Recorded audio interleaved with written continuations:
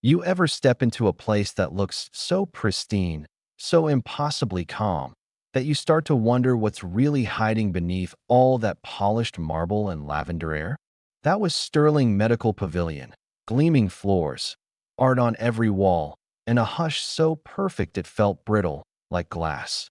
But if you paid attention, you'd hear the cracks, the quiet ways the building reminded certain people, you don't quite belong here. And nobody knew that better than me. Kiera James, RN, badge clipped right over my heart like it could shield me from the stairs. Every morning, I'd slip into my navy scrubs, walk through those chilled, echoing halls, and feel the tension. It was the kind you carry, you know? The kind that lingers in a glance, in the way voices dip or doors pause a beat too long. I was the only black nurse on the clinical staff, not counting the folks pushing brooms or checking IDs. My mother worked nights scrubbing other people's lives so I could stand where I stood, but no amount of hard work could make me invisible or make those silences feel less sharp. Still, I kept my head down, worked hard, paid my debts in sweat and hours. I learned to keep a ledger, not just of patients' meds or wound dressings, but of every offhand comment, every look that lingered too long, every time my idea got repeated louder by someone else in a whiter coat. It's funny, the way you get used to being both vital and unwelcome, like a splinter the system can't quite spit out. But the day Arthur Dillon arrived in room 312, I realized there were costs I hadn't even tallied yet. He was an old money type, silk vest, gold ring, hair so white it practically glowed. He sat in that window seat like he owned the place, looking me over before I'd even spoken.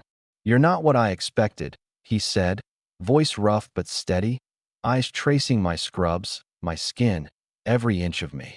I gave him my best professional nod. "Good morning, Mr. Dillon. I'm Nurse James. I'll be taking care of you today." You'd think after all these years I'd be used to the looks, but he made them feel different, like a test. He kept staring, then murmured, "Exotic." My hands didn't even shake. I wrapped that blood pressure cuff around his arm, pressed the button, let the silence answer for me. "You have a gentle touch," he added, like it was a secret. I kept my voice level. "I'm trained." He laughed, low, knowing. "I don't doubt it." After that, it got worse. He'd ask for me by name, request help with things he could handle himself, compliment my hands, comment on my smile. Once, leaning in, he said, "They let you girls do the hard work now." I kept a record of everything, locked away in an encrypted app, every violation, every word. But Arthur was deliberate. He was careful, the kind of careful that dares you to call him out. Knowing how slippery that can be, I tried to go the official route.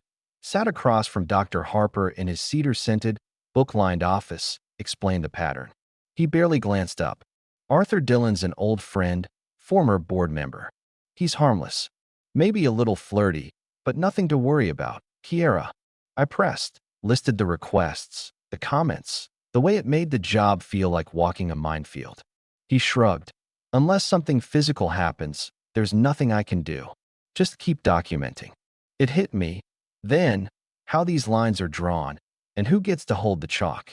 So I kept documenting, kept moving. But by the end of the week, Dillon was bolder. He'd touch me, always under the excuse of needing help. His words cut closer, knowing nothing would happen to him. Friday morning, I brought his meds. He was dressed like he had a date.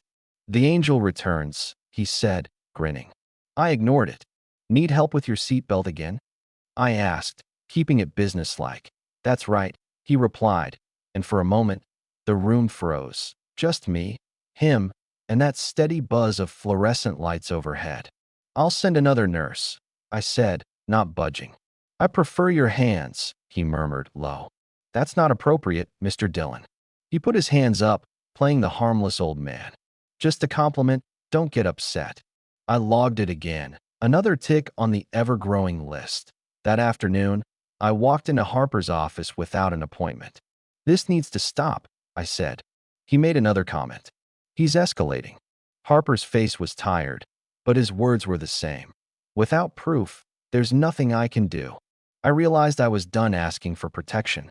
If I wanted change, I'd have to force it.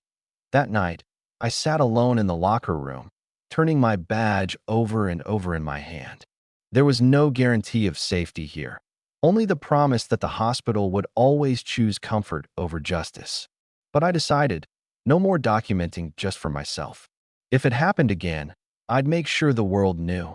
Next Tuesday came, sun shining through the windows, the whole place bathed in gold, like it could wash the ugliness away.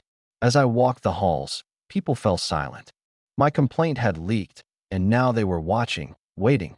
I walked past the nurse's station. No one would meet my eye. Fear, convenience, maybe shame. They wore it like cologne. I paused outside 312. Dylan was waiting, dressed to impress, that same oily smile. "Good morning, beautiful," he said, and I could hear the smirk in every syllable. I ignored him, set the meds on the tray, snapped my gloves on.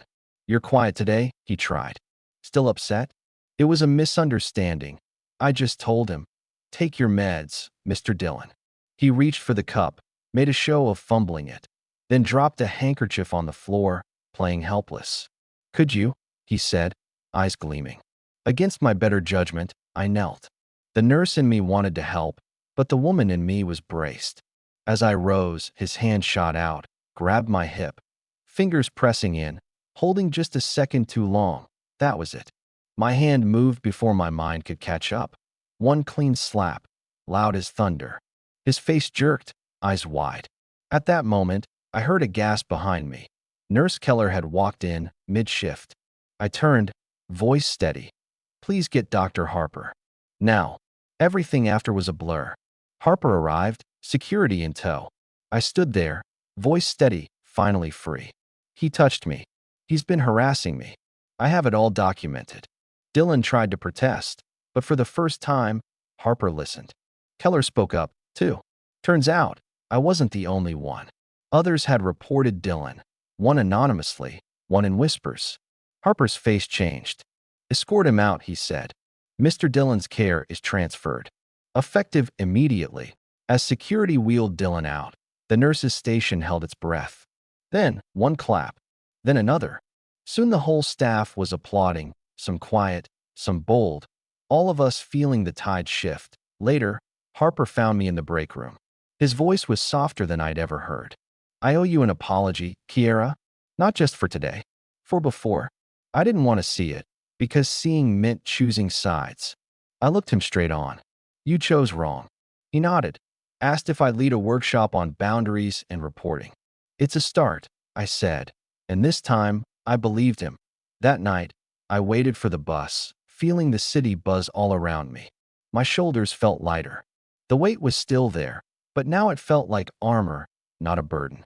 On my phone, a message popped up on the hospital portal. "Thank you for speaking when we couldn't. You gave us a voice." I smiled. It hadn't just been my fight, not really.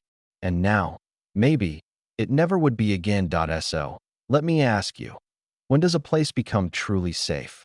Is it when the floors shine, or when people finally stand up for each other, no matter the cost? Have you ever spoken up, even when it meant standing alone?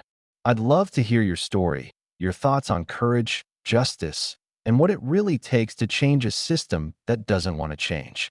Drop a comment, share this if it moved you, and let's make sure no one ever has to fight this battle alone.